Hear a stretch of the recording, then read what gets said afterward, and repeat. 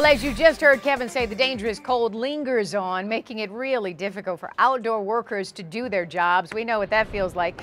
The Now Detroit Simon Chowdhury is live at a DTE substation in Plymouth right now. So those workers have been battling this cold temperatures, and so are you, Simon.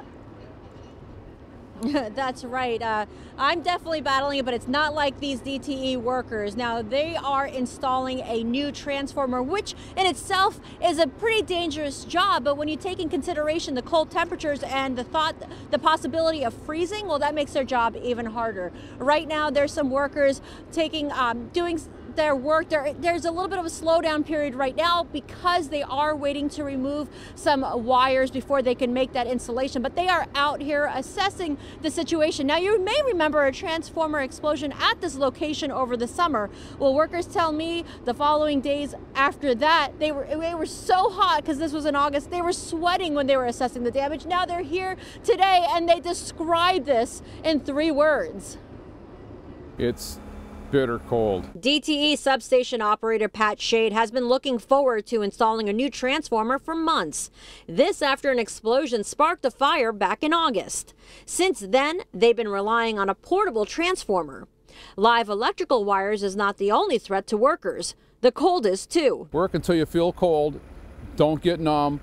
We don't want you to get frostbite. If you're cold, go in and warm up. The workers are encouraged to layer up and take breaks, but Pat says it's tougher on him since he's not as active. I'm watching people so they don't get hurt because there's a live equipment in the station.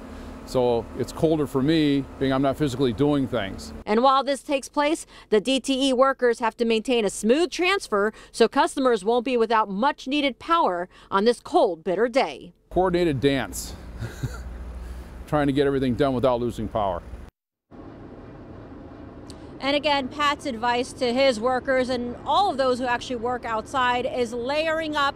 That is key. Make sure you have as many layers as you can while working so that way you could keep warm. Take those breaks. Go ahead. If you're cold, if you're starting to feel a little numb, go back inside. But he did say, Carolyn, that don't stay in long enough that you start getting hot and sweaty, because then when you come back out here, you're actually going to do more damage to your body than you would if you just had a little bit of a warm up. So understand that. You got to keep, your feet dry, your hands dry. So Simon, did they tell you why it took so long to replace the transformer after the explosion? Well, yeah, they said, it took a lot of planning trying to figure out what parts are being replaced, what they're going to fix. They said the substation here has been around since the 1920s and a lot of parts were old anyway, so they had to make plans to replace about 70% of the equipment here, and that took time with all that engineering going on. And today was the day to install it, and unfortunately for them, it is one of the coldest days we're experiencing, especially this week. Oh my goodness, not good for them, but we so appreciate them working in the cold weather, and we appreciate you too, Simon. Try to warm up. We'll talk to you in just a little bit. All right, as we